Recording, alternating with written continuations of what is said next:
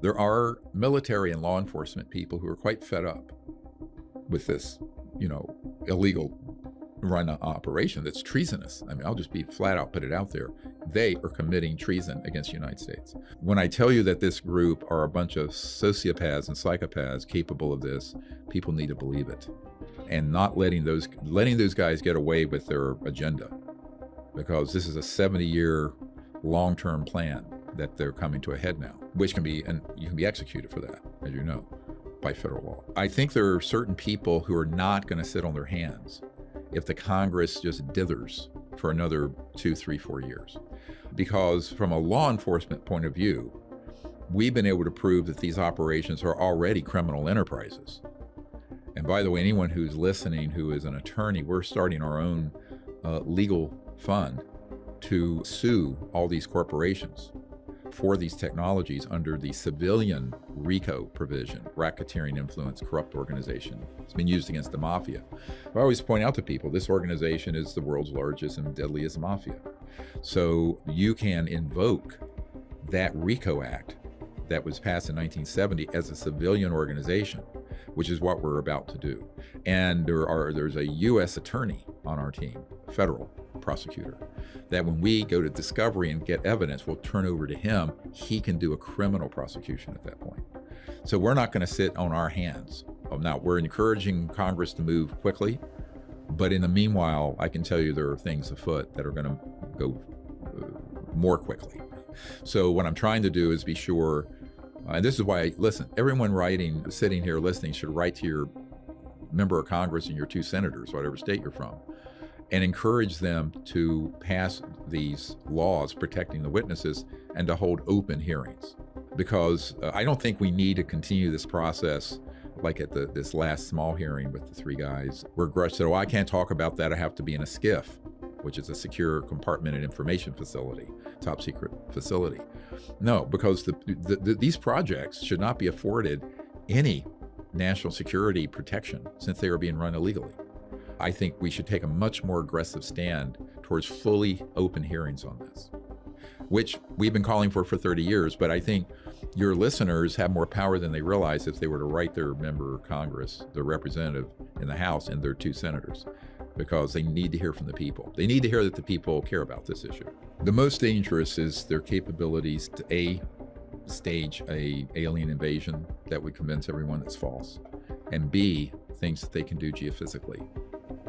Now, what I mean by that is I have a NOC, a non-official cover, a guy who's deep cover, currently in the system that described this illegal covert group were able to move an asteroid on a trajectory coming from the sun to skim over the Atlantic Ocean and Pacific to cause massive tidal waves and destruction deliberately.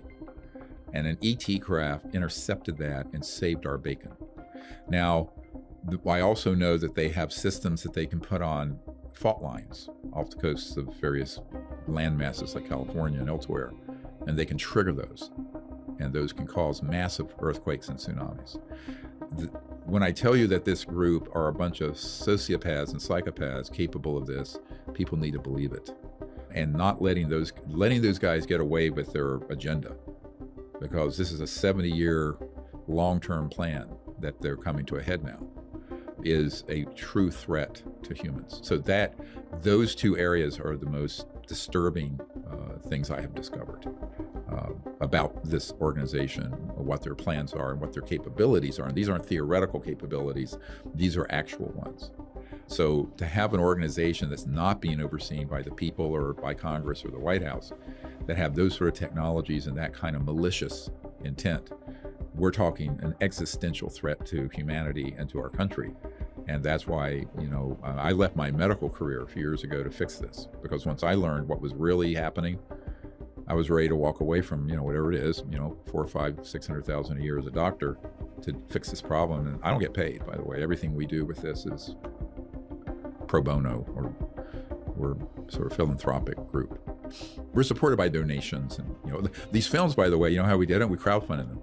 The biggest crowdfunded documentaries in history have all been the ones we've done on this. And you can see all of them, like all 3 of them now, The Lost Century. How much have you crowdfunded? Huh?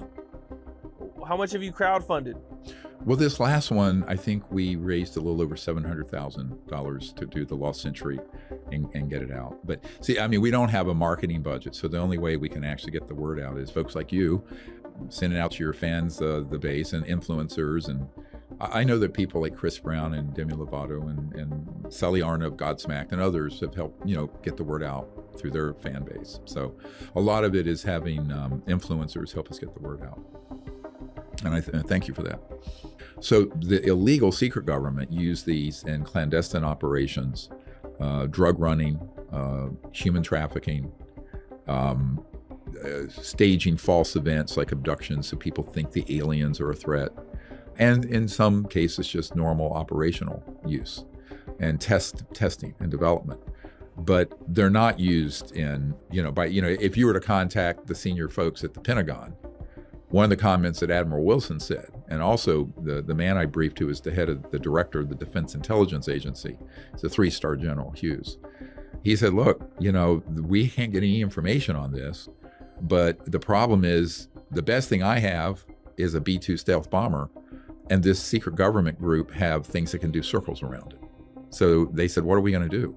I said, well, you have to get these under control. Now, this is what I've been saying to everyone from the CIA director for Bill Clinton in 93 all the way through the 90s, and I'm still saying it to members of Congress. The good news is that the amnesty bill, if it passes, which after a 6-month period, all those operations would be considered criminal, then you could put law enforcement in place that goes in and seizes these craft and technologies and the bodies. Well, because they're wise enough to know that if they were to do such a thing, it would create panic and would also be portrayed by the spinmeisters as an alien invasion. See, it's a catch-22. If they were to do what you're suggesting, the public has already been brainwashed about there being a threat from aliens, which is completely not true. But you bring up a very good point.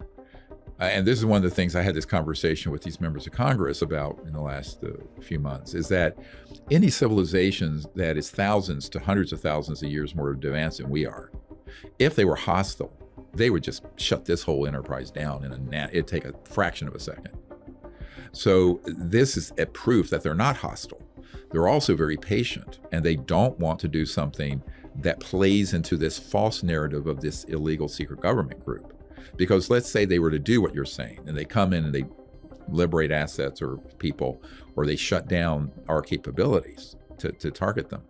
That would be portrayed as an alien invasion, which is exactly what they're trying to avoid.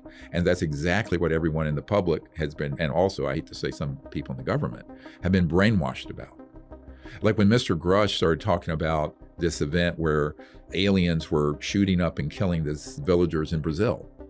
Well, he didn't know that that was a CIA clandestine operation using our own man-made craft, and it was 100% being done by humans. So why wouldn't he know that? Because he's a young guy who wasn't read into that. He wasn't briefed into that part of it. He just heard the story. So this gets into this whole question of a little bit of knowledge on this is an extremely dangerous thing, but to unpack all of this is very complex, to go through all the evidence, the cases, the science, the top secret. Most people can't get their minds around the 70 or so top secret whistleblowers we have up on our YouTube channel, never mind the other 700. But so it's a very heavy lift, right? But it needs to happen, and at least the process has begun. But the ETs are way too smart. With my meager IQ, if I have figured out what the consequences would be of them doing what you just suggested, and just coming in and taking their assets back, or landing, or exposing themselves massively to the whole planet, they know, like I do, that would be immediately spun by the spinmeisters and the liars as some kind of attack and alien invasion. And I think they're just way too evolved socially and spiritually and intellectually to fall into that trap. Because if I figured this out, I'm sure they have. But I think the other part of it is that I think it, this is a very good question that comes up a lot. Why don't they go ahead and do it and just fix this mess? I go, well, everybody heard of Afghanistan? 20-some years in Afghanistan. So we go in there. I know a lot of special forces and Green Beret people who are over there. And we go in there. We think we're going to impose Jeffersonian democracy on a country run by warlords, right? Opium trading warlords. And 20 some years later, we didn't make any more progress than we had before we went in. We left in a debacle a year ago, and now it's back to warlords. So you cannot externally impose evolution. It has to be organic. So I think the ETs are wise enough to see this and know that humans have to evolve socially, economically, politically, spiritually, whatever, by learning. Now, it doesn't mean they just sit back and let us do everything. And one of my concerns is, and this is something not being talked about enough, is that if you have technologies that are being reverse engineered and studied for 75, 80 years, right, since the 40s, and you reach a certain point where your human technologies get close to what the ETs have, and we become a threat to them, out of self-defense, they may have to intervene. And that is a worst case scenario. And I flat out have said that to members of Congress. We are running out of time to do this little do-si-do dance of kindergarten level of studying this issue. And they would not do it out of hostility, but they would do it out of self-defense. But most people don't know this. I mean, if I know of 122 cases where we've knocked their spacecraft down, we also have weapon systems on satellites out there in space that have targeted these extraterrestrial assets, craft. At a certain point, if our technologies get good enough, and they're scalar, which means they could go beyond the speed of light and go to another star system, not the craft, but the energy weapon, then we become a true threat to other worlds. So my view of it is that if people want to know what the problem is in this corner of the universe, go look in the God. I mean, it's what humans are doing. It's like that Michael Jackson song, Man in the Mirror. But it's like we need to look at that and say, what are we doing? But the problem is most of the American public, and I would say most of the Congress still, don't know that those activities, that we have the technologies to be that kind of threat out there, these covert human illegal projects. So letting a group like that wander around doing anything they want in defiance of the law and with no oversight by the people and no oversight from the Congress, the people's representatives, that is a true threat. So when people say, are the UAPs a threat? I go, not the ones from off planet, but the ones that are here that we're making, yes. That is the biggest threat to our national security, way bigger than China, Russia, or Iran.